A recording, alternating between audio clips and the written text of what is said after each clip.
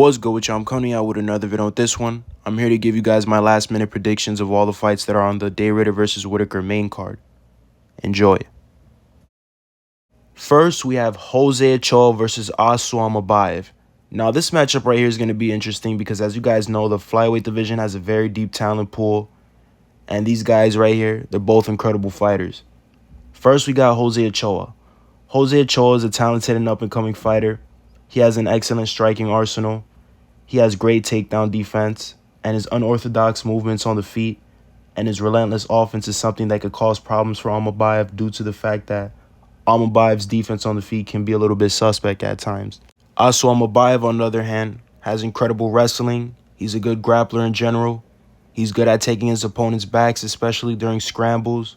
He's good in the clinch. He's good at utilizing trips for successful takedowns. And lately, he's been showing a lot of improvements when it comes to his striking game, even though I kind of just shitted on him. But if I had to make a choice with this one, although I kind of shitted on also Almabayev's striking defense, his grappling offense is going to be too much for Jose Ochoa.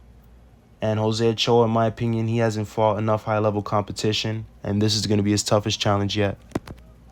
Next, we have Nikita Krylov versus Bogdan Guskov. Now, I'm still pissed off with Krylov. I don't like how he did my boy Gustafsson like that. A prime Gustafsson would have whooped that ass.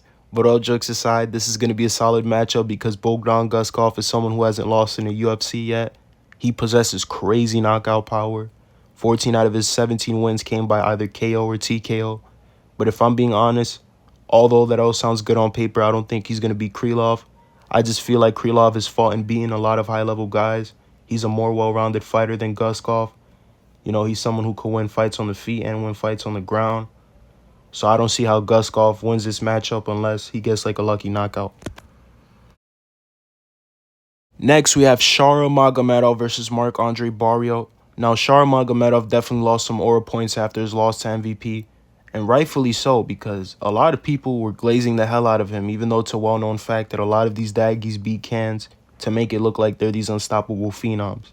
And even though he may not be this dominant fighter that we once thought he was, I think he gets the job done against Mark because Mark only won 2 of his last 5 fights, and he's out here getting cooked by guys that aren't even ranked. In my opinion, they should have given Shara a better opponent. But, you know, I get it. It's the Abu Dhabi card, so they got to make sure he gets this easy dub.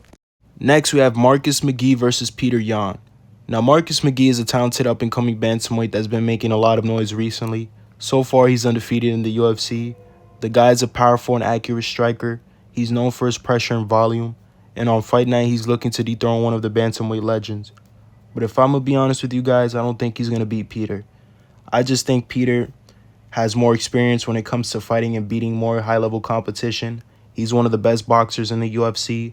Marcus doesn't really have any grappling, so if you're going to stand up with a guy like Peter Yan, who can also pressure and land a high volume of strikes, a guy who's good at absorbing and evading strikes with good head movement, with amazing counter strikes, I'm going to be honest, I just don't see how Marcus gets the job done, even though he has a lot of hype behind his name right now. Last but not least, we have Robert Whitaker versus Rainer de Ritter.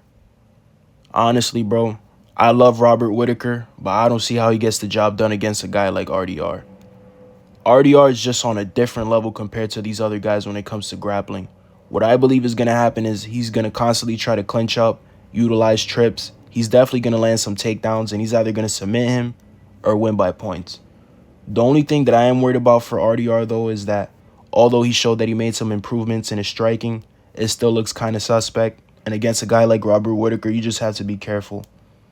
But that's pretty much it. I got RDR winning this match.